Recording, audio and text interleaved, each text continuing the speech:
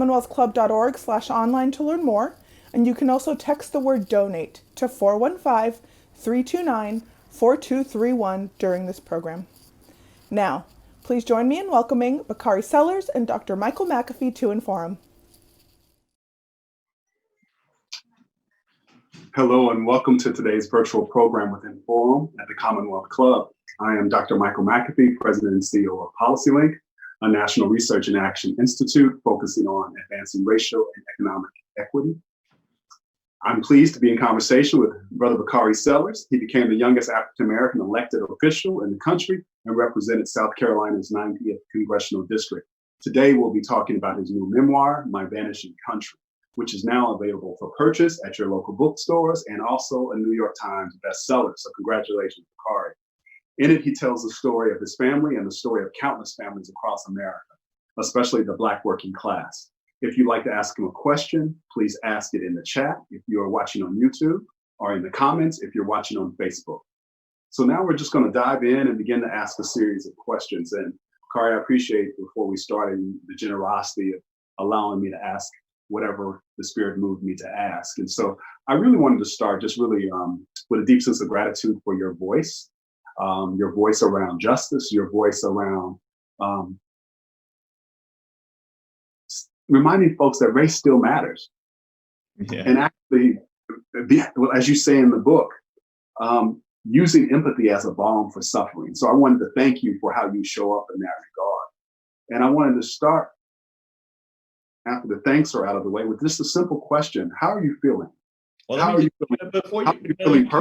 Listen, you can't pull off your best Don Lemon impersonation and not let me give some thanks back.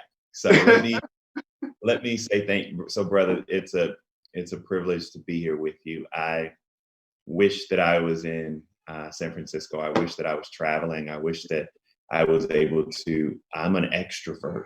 And so thank you for checking on me, because extroverts during this time from the South, I shake hands, I hug, those things are so passe in 2020. That's right. And today is just it's a weirdly emotional day. And so we get to have this conversation as I'm looking at my phone and my clock right now, as George Floyd's body is finally hitting the dirt and he's being buried, as we speak in Houston, Texas. And so for those people who are watching, just know and say a prayer for his family. And I'm from a big city, where we got 3 whole stoplights and a blinking light. Mm-hmm. And my mom and dad would always say that the 2 most important words in the English language are the words thank you, because they're not nearly said enough. And so I have to say thank you to the Commonwealth Club. I have to say thank you to you, everyone who's watching, everyone who's pulled up, a folding chair or listening to this, however they are streaming, for supporting, for those who haven't supported yet, those who will. To come from Denmark, South Carolina. I'm literally the first New York Times bestselling author from my city. In big cities, that means a lot, Yeah. And I also need to apologize because you're probably going to hear the voices of 2 17-month-old twins running through this house at some point. Sadie and Stokely, they're my heartbeat. Their 15-year-old sister just got her permit, but she's upstairs mad at the world about something. We can talk about that too, because I don't know what I'm doing with teenagers. But my twins are running around. But all in all, I'm happy to be here. You asked me, how am I doing? So that answer is twofold. And let me be completely honest, as will be throughout this discussion. The first is, and I highlighted in the book, my wife last year, January 7th, 5/28. Stokely was born 5/33. Sadie was born by about 10, 11 o'clock at night. She was passed out. She was feeling warm. She threw up. Her eyes rolled in the back of her head. It was just me, her, and a lactation specialist. We were trying to learn how to breastfeed twin babies. I'll never forget that night. It was just, no one was moving fast enough for me. The nurses were taking their time. Finally, because we had a relationship, it was 3 Black women who were the OBGYNs in my wife's practice. I knew them. I called them up. I had them come to the hospital. They came as quickly as they can. One of the OBGYNs actually had an 8-year-old child.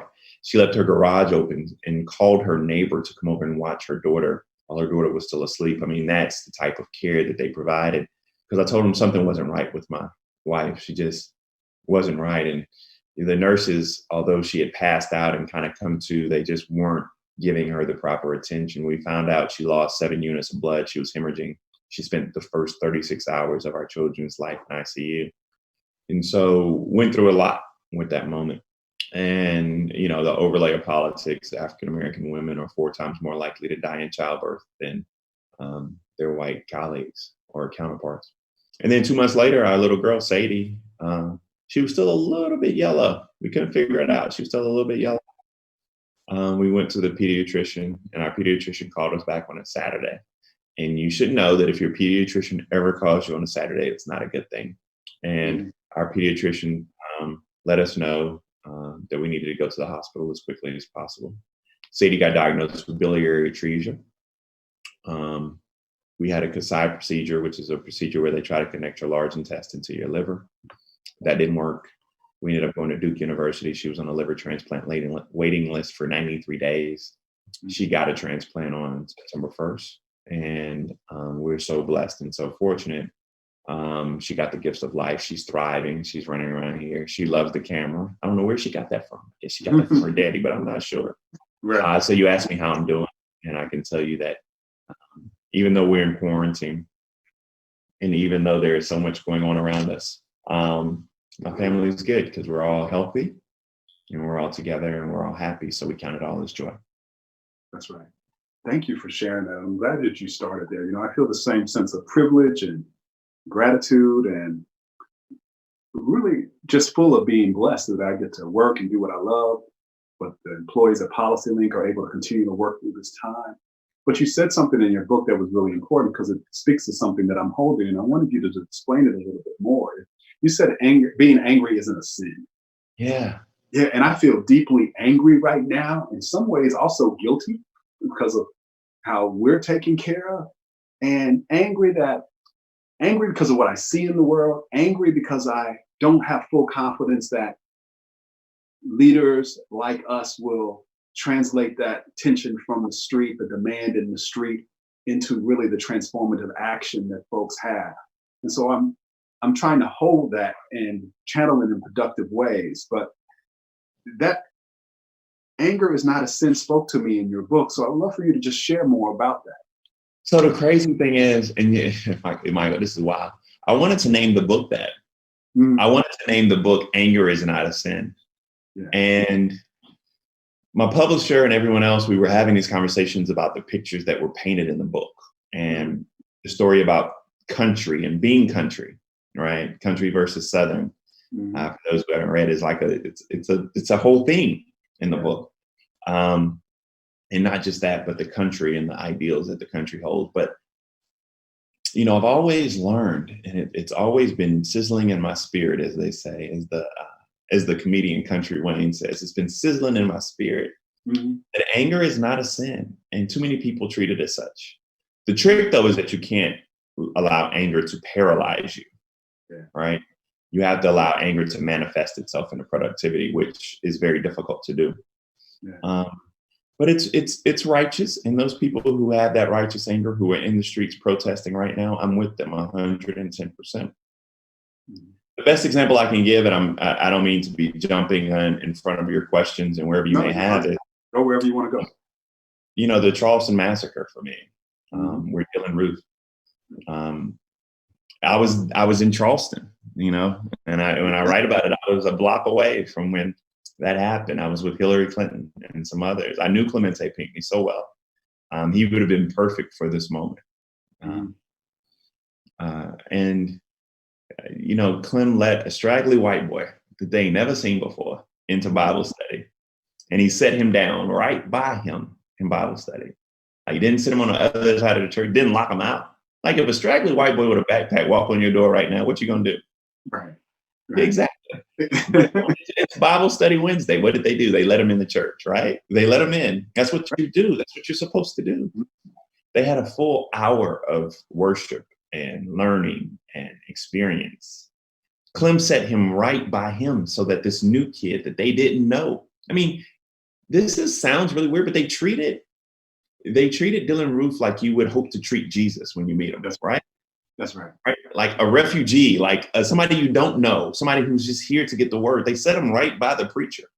And when they prayed their benediction, he shot him. And Clem was so strong. Clem made it all the way to the all the way to the hospital, 8 others were killed.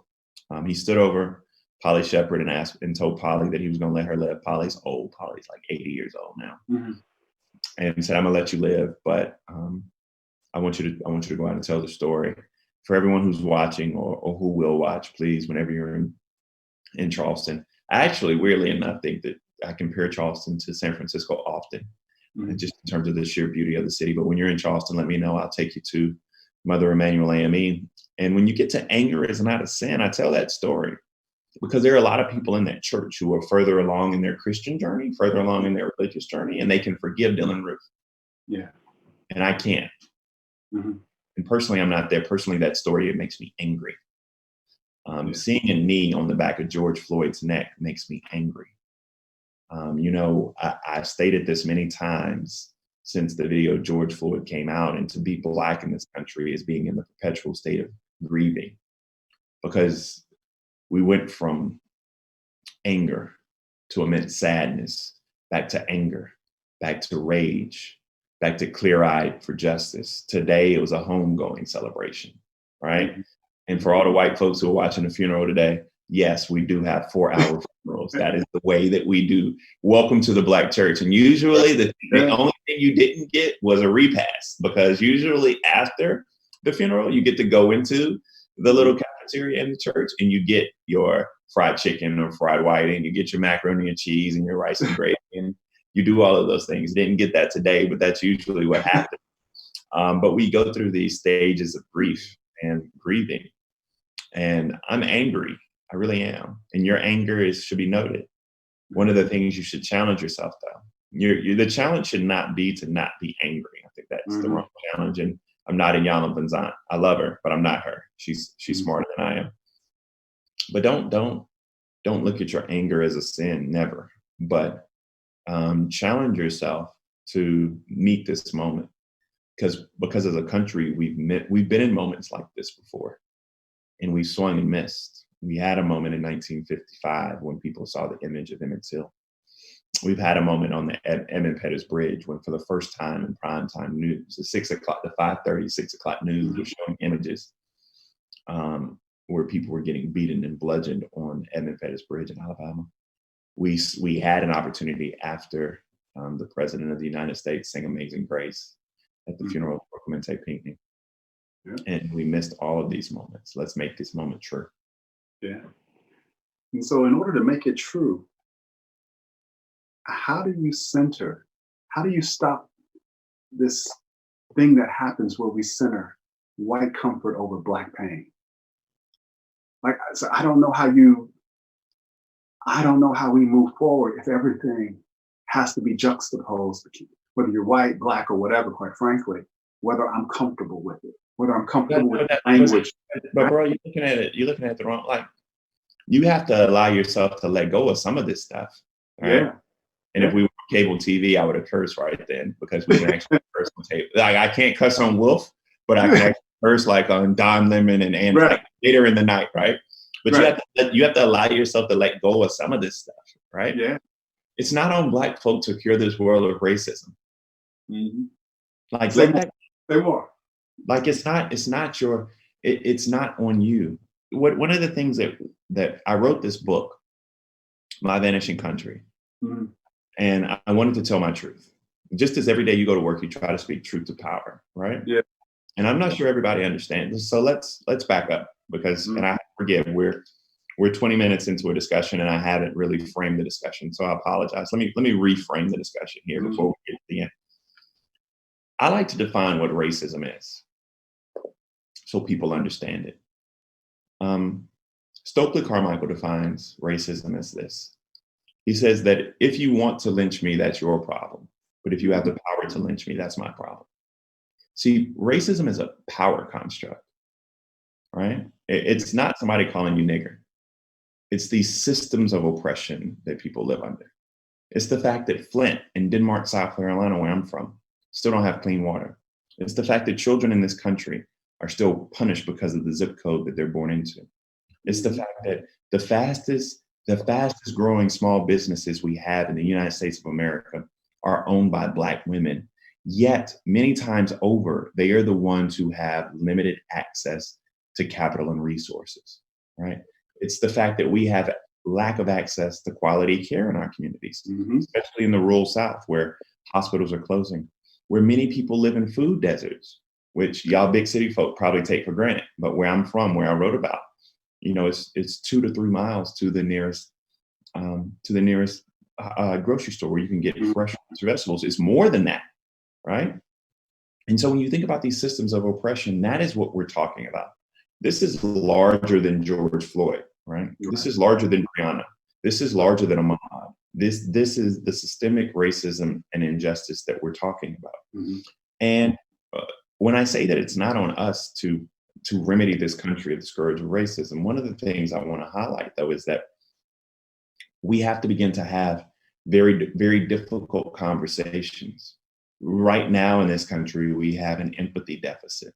And in order to make up that deficit of empathy, we have to begin to listen and we have to begin to understand.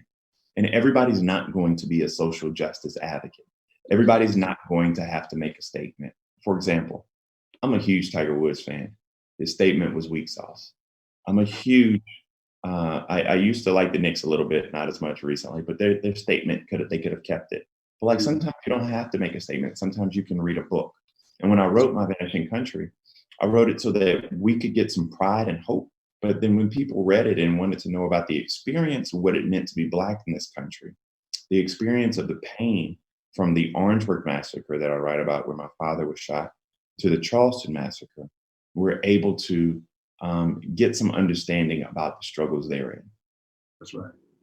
Thank you for sharing this. Are you comfortable talking about how that massacre has shaped you and just some of the things that your father did? I'm literally an open book, right? Right. That was that was a horrible pun, but you get it. I'm literally an open book. All right. Share some. First, I want you to share. I know how magical being in the South and West Point, Mississippi was for me in the summer times. Share some of those fondest memories you have of just being a boy in Denmark, in that region, and then connect it to what did you take from your parents that shaped who you are right now? And then just bring that right on up into what was your dad trying to tell you and imbue in you?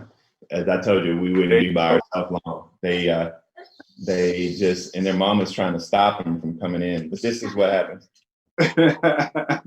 So this is what happens. So when you have babies, they just jump in. So just Stokely and Katie, and they love the camera. So growing up in Denmark, you wait. she waved at you. Growing up in Denmark, where you have 3 stoplights and a blinking light, right? Mm-hmm. Where it's a country city, where everybody knows your name. You realize that you're very, very rich in experiences. You're rich in who you are. You're rich in understanding that you can be unapologetic in your Blackness, right? That's right. You don't necessarily recognize the poverty around you. We didn't realize that it was a really, really poor community. I'll give you an example. In the book, I talk about examples, right? I didn't mean to run those. That was pretty redundant. But in the book, we talk about the number one thing you can do as a person of color is be an example, right? Mm-hmm. We highlight that. And one of the things that we used to do in Denmark, South Carolina, as my kids are now going crazy. One of the things we used to do in Denmark, South Carolina, was we had a recreation center that my father ran, right? And every year, every summer, we would take the kids to Carowinds. Carowinds is like, how can I explain it? Carowinds is like a bootleg Six Flags, right? Okay. It's our theme park that's close by. It's like McDowell's and Coming to America. Do you remember that? Okay. Yeah. That's for anybody who doesn't know that joke. If you watch Coming to America, McDowell's is a knockoff from McDonald's. That's what it's like. But it's on the border of North Carolina and South Carolina. Right. And we would take kids every year after the Denmark Recreation Center summer program. Every year we would get on a bus and we would go up to Carowinds. And it wasn't the turkey legs, it wasn't the big bags of popcorn, it wasn't the theme park, the big rides. People where I'm from, they wanted to stand on the border. They wanted to straddle the border between North Carolina and South Carolina and take pictures. Wow. The reason they wanted to do that is because they wanted to be able to tell people that they literally had left South Carolina, that they had seen something else, that they had been somewhere. Like that they were no longer defined by 29042, which was our zip code. And so the power of an example, and my my mother and father was so intentional about it. And if you don't, I mean, if people are watching this and they get a kick out of me and you, and they don't remember a whole lot, they were like, today was a busy day, but I got a chance to tune into this YouTube for 3 or 4 minutes. It was all right. Just remember this one piece.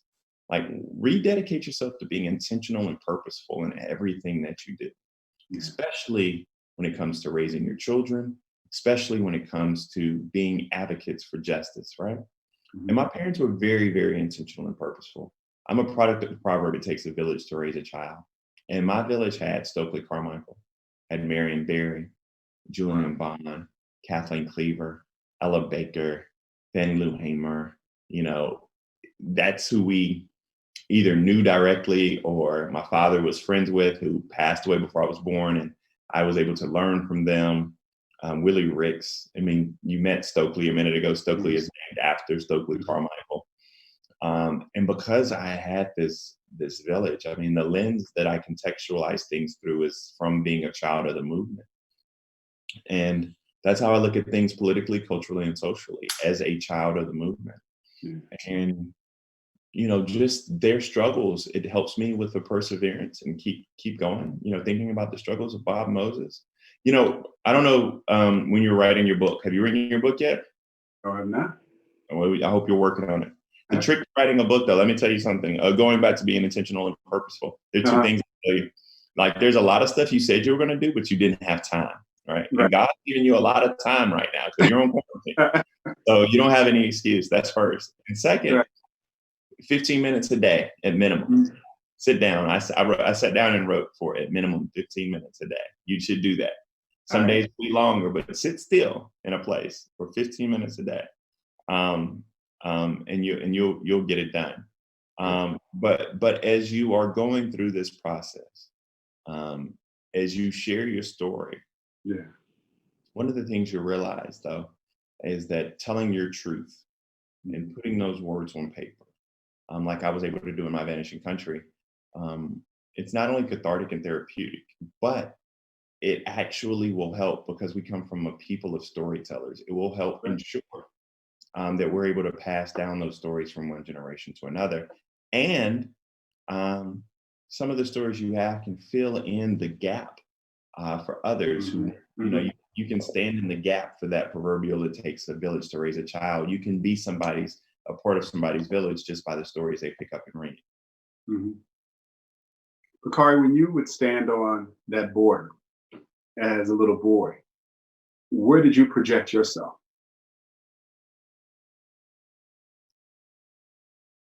So my parents always taught me we could be a change agent. But I don't know if I'd be here. I don't know if I thought we would be here. Is that the question that you're asking? Like, if I thought we would be at this point, at this moment, if I thought I would be at this moment? Yeah, I was thinking more about, as you think about your own sense of purpose for your own life, like in your head, as you were standing on that border talking about folks wanting to talk about in somewhere, did you have a sense of where you wanted to be? Yeah, I did. Firmly, I did. That's you talk about being a soul. So I was curious about your purpose. Yeah, no, firmly I did. And part of the reason was because my parents said if you wanted to be a doctor, okay, well, this is going to sound weird, but at that time, if you want to be a doctor, be Benjamin Carson. Yeah. Doesn't have the same ring that it once had. No, I can't. For those who are watching who may not know that in Black churches, especially throughout the South, you had pictures of Jesus, Martin Luther King, and Ben Carson. All right, those are the pictures you had in the repast hall. It ain't like that. Things have changed. So no, but they would say if you want to be a doctor, be Ben Carson. If you want to be a lawyer, be Thurgood Marshall. If you want to be a politician, I have pictures in my room. I have my childhood room. I still have pictures of Nelson Mandela. Wow. Right? Yeah. I knew I was purposeful. Even then, my parents made sure. They also they treated me with so many experiences that although we were sharing these experiences with other kids in my hometown, other kids in my neighborhood, they were very, very honest about the fact that even though I was Black in this world, I could be anything I wanted to be. Yeah. Did you feel, you talked about growing up and you talked about not knowing you were in poverty. I didn't feel that for moments, but it was generally a lot of fun, and especially in the summertime. But I'm trying to juxtapose that with a lot of folks who are white in rural America and who are feeling left out. How do you connect as a bridge, if at all, right now, to some of this anxiety of what people would call flyover country, people feeling disconnected from the opportunity centers in the nation? It seems like your story could be one, and how you show up could be a bridge to some of this tension where we see ourselves as other and not connected. So yeah, you're talking about that's again, here you go, channel. So now you're in Chris Cuomo, Anderson Cooper, rarefied air right here. You're asking really good questions. So you're asking something that we don't really do a lot of. Yeah. In the media, when you say working class, they mean white. Mm-hmm. When they say rural, they mean white. Mm-hmm. When they say urban, though, that means me and you. That's this right. is an urban conversation, right? And one of the things I try to do in my Vanishing Country was debunk those and throw those on their head. Mm-hmm. Say that we have these rural working class folks. Now, the other thing that I talk about in the because this book is as you realize, it's a political book, but it's not partisan at all. Right. There's nothing in this book that is like truly Democrat versus Republican. I just didn't feel as if that would muddle my voice. And I felt like there were so many things that we could say without having to go down that path of divisiveness. But I don't believe in economic anxiety as a true theme that's pervasive in this country. Mm-hmm. I think economic anxiety is a myth. I think we have a lot of cultural anxiety that's rooted in race.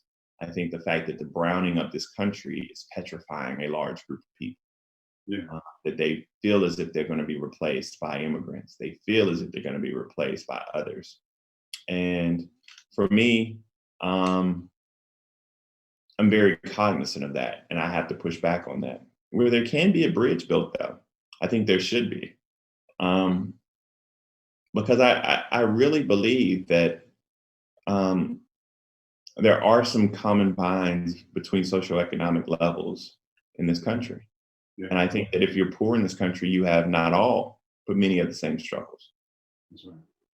Well, when you talk about the bridge, and you use the word in the book, atonement, do you think that's essential to that bridge being able to be built? And what does that word mean for you? And what does the work look like if it is a path to building the bridge? And I frame that in the sense that Black people are always in a position where we have to forgive. Like we talked about that earlier. Like even at the Dylan Root, they're like, do y'all forgive? Like the family, George Floyd's family, do you forgive the officers? I mean, then there'd be certain members of the family, of course, that forgive, et cetera, et cetera. But why are Black folk always in this position to forgive? And the wild thing is, and I rock with Al Sharpton, but I'm not like a huge Al Sharpton fan. Mm-hmm. We're friends, but it's I don't necessarily put him in the same category as I put a Stokely or others. But today he said something that was really refreshing. And he talked about the power of a name. Mm-hmm. And I thought about that a lot. Like, I'm 35 years old. I have a beautiful family. Yeah. I have a New York Times best-selling book about my story. And every time I sign that book, I sign the name of someone who owned my family. Right. Like when I sign my name, Bakari Sellers, the last name is not the name that my family adorned. That is the name that was given to my family when we got off of ships from West Africa on the coast of South Carolina. Like that is how pervasive and profound that is. So even at one of my pinnacles and highest moments that I will achieve in this world, right, having this level of success, even when I sign my name, I'm signing the name of someone who once owned my family and put them through degradation, oppression, etc. And so when you think about that type of position that you have, you recognize that what I write in My Vanishing Country is true, that we've made a lot of progress, but we still have so far to go. Mhm. You also talk in your book, as you think about progress, you talked about when you were in office, being frustrated with some of the elected leaders who you felt maybe have lost their way a little bit in terms of serving. I think I'm getting that right. When you think, Yeah. right? So when you, Let's what church you go to church, Michael? We probably should have had this conversation off the. no, I don't have a church home out here. No. I don't want your pastor calling me. So yeah,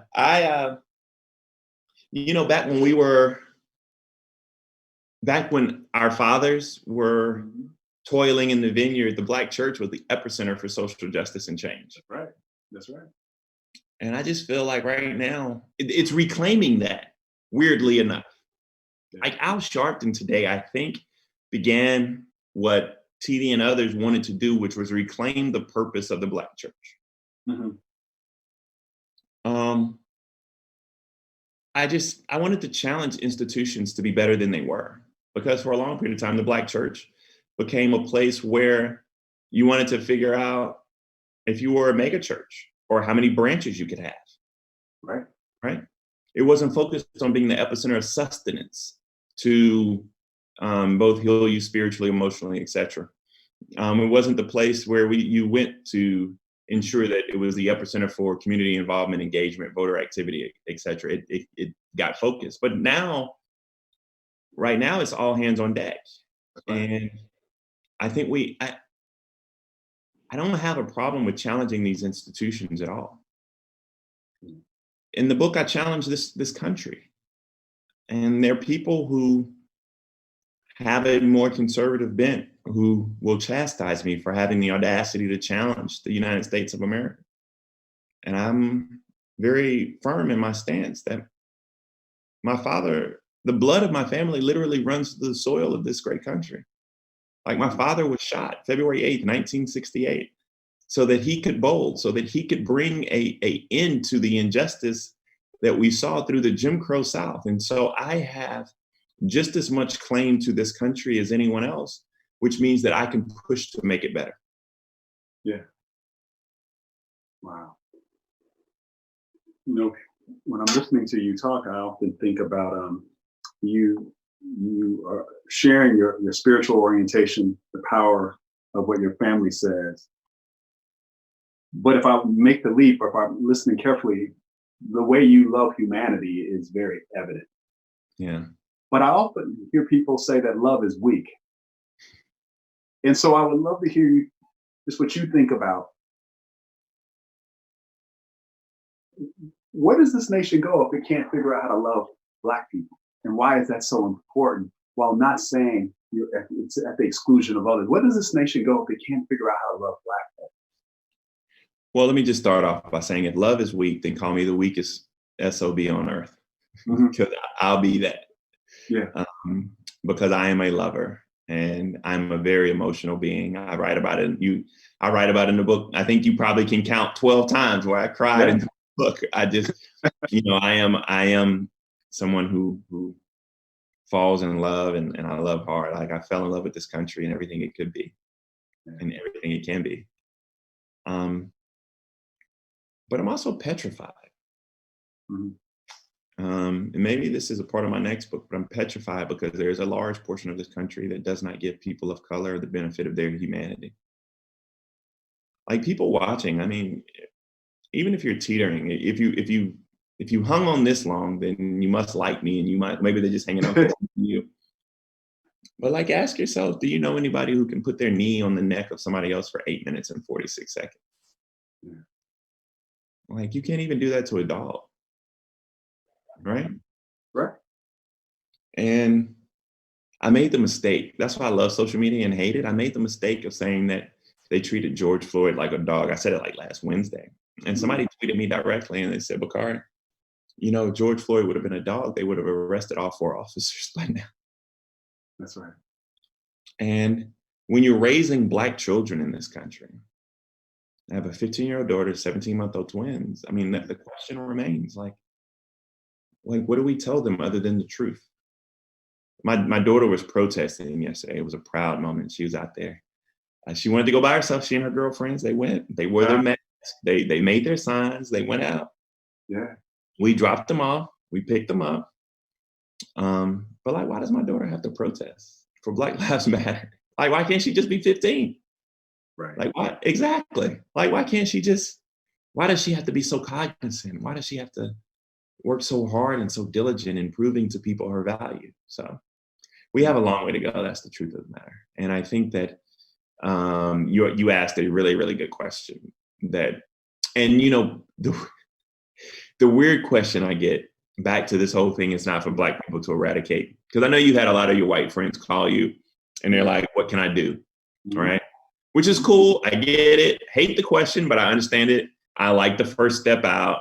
You know, I appreciate that. And people then ask me, they're like, well, tell me about that conversation. Because I always talk about the fact that, you know, we have to have a conversation with our sons and daughters that white folk don't have to ask. That's right. But then I think, and I'm like, what do white folk teach their children?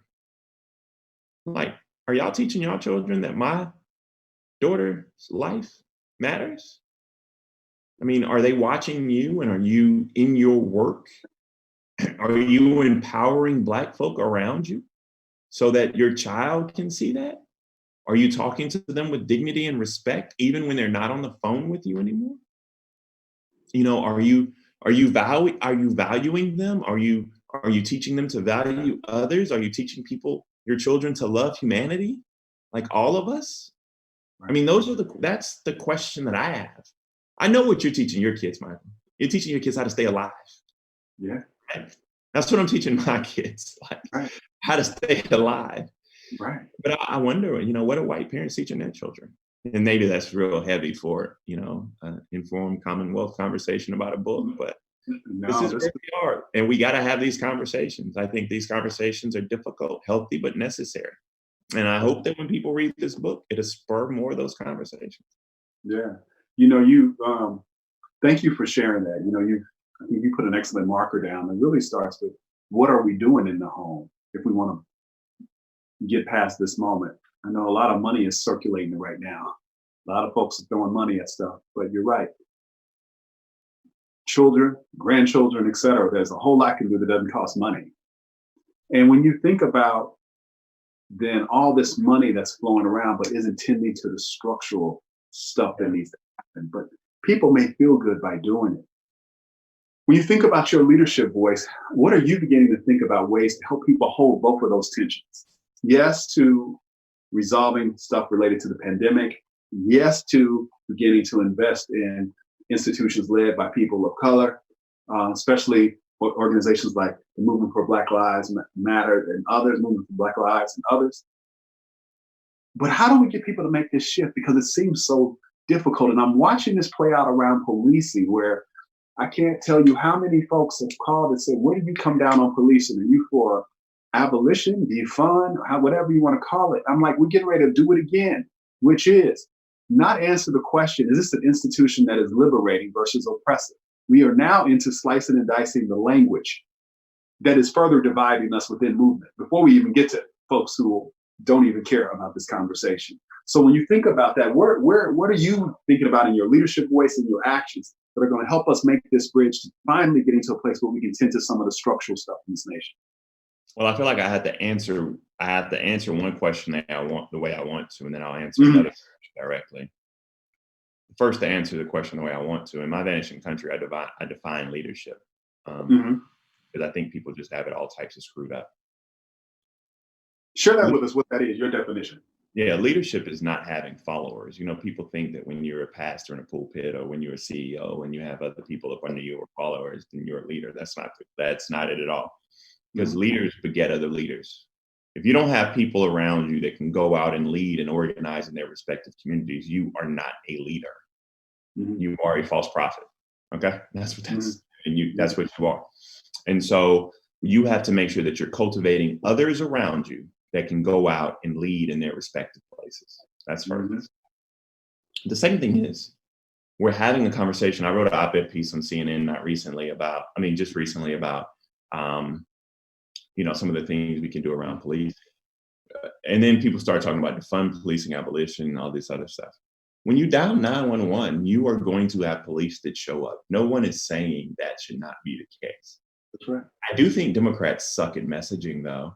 They have, and they always will. And proverbial bedwetters and are really bad at messaging. Because defund police is just an awful slogan. But what people are saying is that you should go line by line. Even Scott Walker today was like, let's talk about reforming the police. You should go line by line.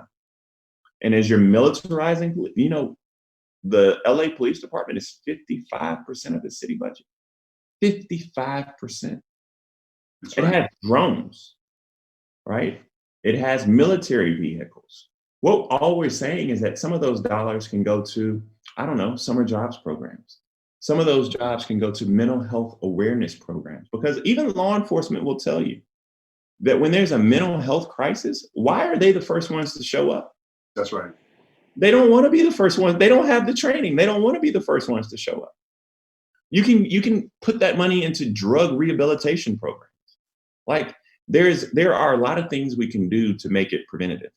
And people are like, what are you going to do with limited policing? I'm like, we have limited policing right now. All you need to do is go to the suburbs. I mean, that's all you got to do. You want to see limited policing? Go to the suburbs. You'll see it. Ain't no police out there. So my only point is no one is trying, and I actually think you can pay police officers more. Yeah. I think you can trim the budget, get rid of all the fat, pay people who do this work so they don't have to work 2 jobs. You know how many police officers I know who work at bars? Yep.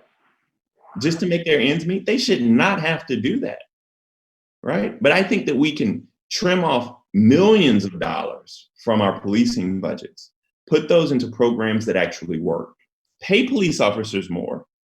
And I think that you can actually get to the point. But right now, you're right. People don't care about nuance. Everybody wants to talk about the slogans, which to be a Democrat is hard. I don't know. We just churn out really bad slogans. I don't know who we're paying for these slogans, but they need to be funded. We've got about 10 minutes left. I would love to just take a moment and let you think about what are some things that you want to share from the book with the audience? So the book is cool. And one of the things that I always tell people is a lot of people look at the perspective of race through the context of their lifetime. And I hope that people look at race through some historical context, which I try to add. And I talk about my father's journey from 1955 in Emmett Till through Jimmy Lee Jackson, SNCC, Orangeburg Massacre, through the highs of me being the youngest Black elected official in the country, the lows of Charleston. I come out in the book and talk about my anxiety, races that I've won, races that I've lost, the HBCU experience. At the end of the day, I think when Black folk read it, they'll get a sense of pride. I hope when others read it, they get a sense of understanding. At the end of the day, recognize that my trauma is not your trauma, but we can persevere together. That's my goal. Thank you. Bakari, you talked about a couple of things. Just one or two more questions, and then I want to move on to some of these great questions.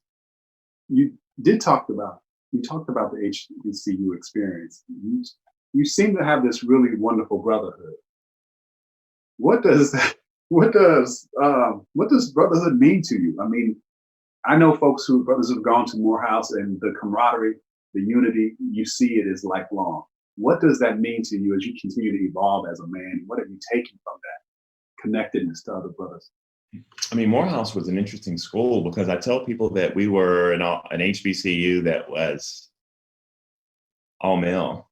And they're like, what? And I'm like, it's the most diverse place on earth. We have people from all 50 states, 100 countries, the leadership they teach you. And you have to recognize in Morehouse, we have Julian, Maynard, David Satcher, Edwin Moses, Spike Lee, Samuel L. Jackson. I write anecdotes in the book about Samuel L. Jackson that people never knew. I'll tell you one. I won't tell you the other. You got to read the book to find the other. But one, Samuel L. Jackson walked behind the casket of Dr. King when he was killed. When you read the other part of Samuel L. Jackson's story, why he had to take an involuntary hiatus from Morehouse, it's going to open your eyes. We had Dr. King, of course. It was just, they put a crown above your head for you to grow into. And my parents gave me choices. My mom and dad said, you can go to any school you want to go to in the country, as long as it's an HBCU. And so it was an awesome experience going in. I hope my children decide on Hampton, Howard, Morehouse, Spelman, FAM. I hope that's what they want to go to. Wow. Are you still close to some of the fellas that you just talk about in the book? The ones who ribbed you in basketball and others? Oh yeah, Jared Lohood. I was on the phone. Yeah, those are my guys. I mean, I talked to Clark Jones, who's a well-known comedian. Lee Merritt, who's representing the family in both the Ahmaud Arbery case, and Breonna Taylor case, and he's representing the family in the he and Ben Crump are representing the family in Minneapolis. John David Washington, who I went to school with, is a great actor, Denzel's son. I still talk to all these guys, man. This is they keep you humble, if nothing else. That's right. That's right. Well, thank you for sharing that. I'm going to move to some of these questions. Some of these are really good. Let me start with who do you think should be on the short list for vice president? I think the vice president should be Kamala Harris. Mm-hmm. I think Amy Klobuchar is no longer on the list. I think Kamala Harris is a layup, but as we know, Democrats miss layups all the time. Right now, I mean, because it's just me and you and a few of our closest friends here, I can tell you that I believe the short list from really good sources is Susan Rice, Kamala, Lujan Grisham, who's the governor of New Mexico. You will probably have Keisha Bottoms, who is vetted as well. But at the end of the day, the likelihood that it's Kamala goes up every single day. They were talking about announcing the VP pick during 4th of July weekend. I think he's moved that back to August, but I think there's a lot of tug to pull that back to 4th of July weekend. Okay, thank you for sharing that. No Stacey Abrams, huh? No, I'm a friend of Stacey. Stacey has never really been vetted by the Biden campaign. I think that her being a pick for VP was more of a choice of many of us outsiders, people in media, than it was actual reality. It's very hard from going to be a former state legislator, to being one step away from president.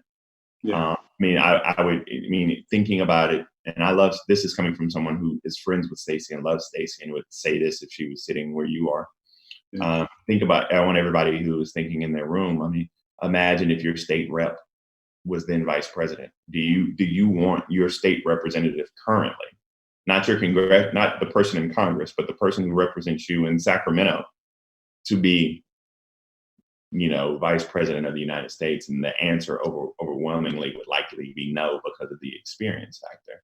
And it's very hard to be prepared. And mind you, I came from the state house, so I know it's very hard to be prepared to be one step away from being president of the United States. And then that national light, that transparency, Kamala's through that. I'm a huge Kamala fan, so I'm biased. And also take my political predictions for what they're worth, because I'm also the same person who told you Hillary Clinton was going to get 330 electoral votes to be president. We know how to do it. Yeah. We got to win this next one. We'll do it. Someone asked, Bakari, do you know your family's surname before Sellers was given? I don't. We do know where we're from. We have been researching that. We think we know what it is. I've been given some names by some of my friends who are in various tribes, especially along the west coast of Africa. So we've been given some surnames, but we are still somewhat in the wilderness on that. Maybe by the time Stokely and Sadie get of age, we will know, so we can teach them that. But I do know Bakari is Swahili. Bakari means noble promise, and so we hold on to that extremely tight. Thank you.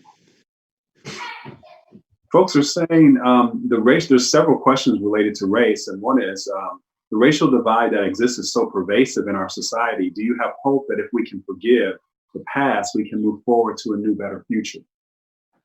Yeah, but before you get to forgiveness, you have to get to some level of atonement, right?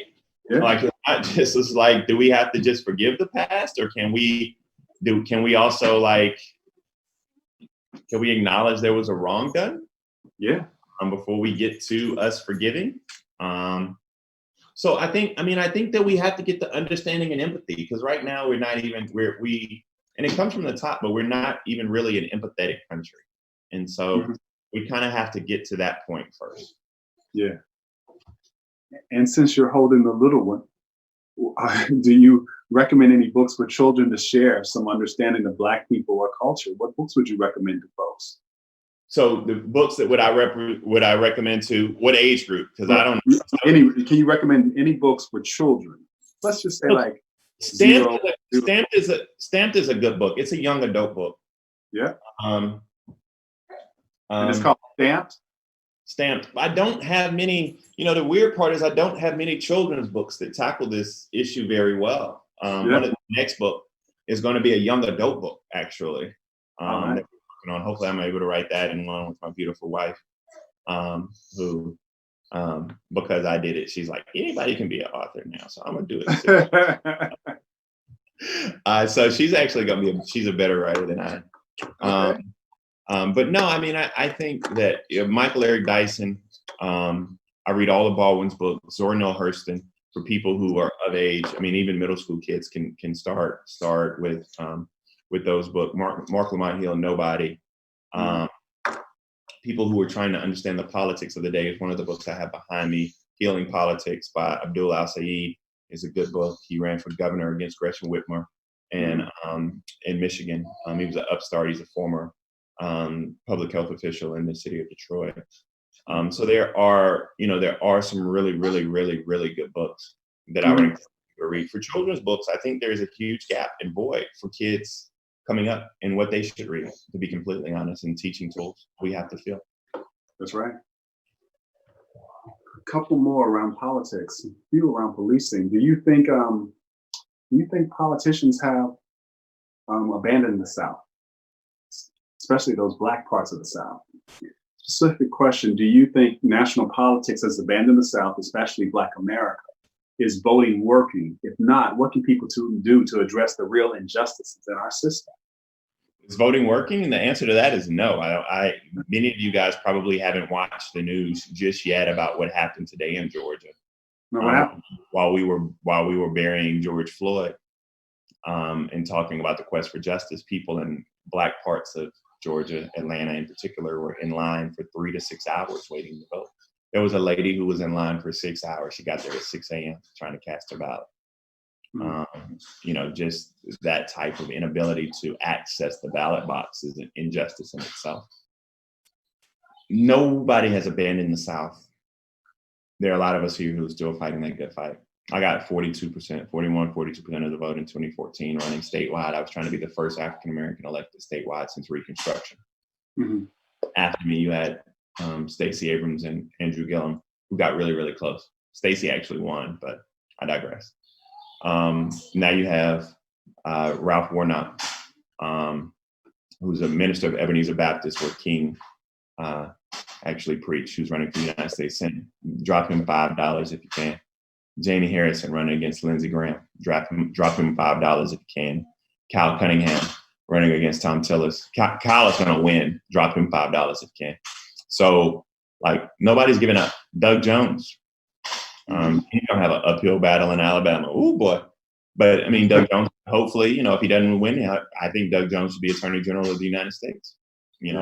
I think that is perfect. So, nobody's giving up. It's just, it's a lot more difficult to tend the soil over here.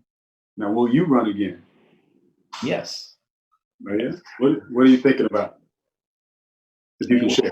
We'll run for United States Congress. I'm in Jim Clyburn's district. We'll run for Congress soon. I don't know when that's going to be. Hopefully 2022, but we'll see what happens. Perfect. Thank you. Last two questions. One is around anxiety. Someone asked, was helpful to some folks the way you have talked about that. Do you still experience it, and how do you manage it? Communication. I mean, I get very anxious often. I don't let it paralyze me. Communicate. Try to be more communicative to my wife and others. Have people I talk to, if it's Bishop Jakes or someone else. I think it's something that we have to acknowledge, especially as Black men. That's usually the first step. And when you think about all that you've accomplished at a relatively young age, what would you say to folks who are looking at you and saying, I would love to do that, but that anxiety has me doubting myself, talking against myself. I'm in my head and I can't get out of it. What would you say to folks? Well, first thing is, I don't really count my accomplishments. I let other people write my obituary. Right? Yeah. I don't Yeah. really get caught up in that, but I'm not atypical. There are so many people who can do things better, bigger, brighter than I have, just need the opportunity. And they should utilize when they get caught in their head, as you say, as I say, they should utilize that as their superpower. You know, my fears, as I outlined, my fears are death and failure. And people ask me often, what are you going to do in 5 years or 10 years? Those are the most difficult. If you want to stump me, ask me that question. Because I try to make the most of every 24-hour period. I literally live in 24 hours at a time. Very nice. Well, last question for you is, it is an informed tradition to ask all speakers the following question. You had a 60-second idea to change the world. What would it be? If I had a 60-second idea to change the world, Yeah. all I would do was spend probably 10 seconds and say, I'm thankful for this platform. I would spend the other 50 seconds hugging my kids and letting them know they can be great. And then I would send them out in the world to complete the work that I haven't finished yet. Wow. Bakari, it's really been a pleasure, brother, to have you on the Commonwealth, to be able to be in conversation with you and to learn from you. Thank you. Thank you, brother. Thank you for having me. Anybody who hasn't picked up the book, please give it a chance. Great Father's Day gift. I hope everybody supports so that there can be other people of color, other young people, other people in the South get a chance to share their stories. So thank you all and God bless you. Thank you. Now, we just want to remind everybody that you can get copies of the new book, My Vanishing Country. It's available now for purchase. If you'd like to watch more virtual programs on the Commonwealth Club, you can do so virtually and experience all this programming, YouTube, Facebook, etc. Thank you all for staying with us. Stay safe.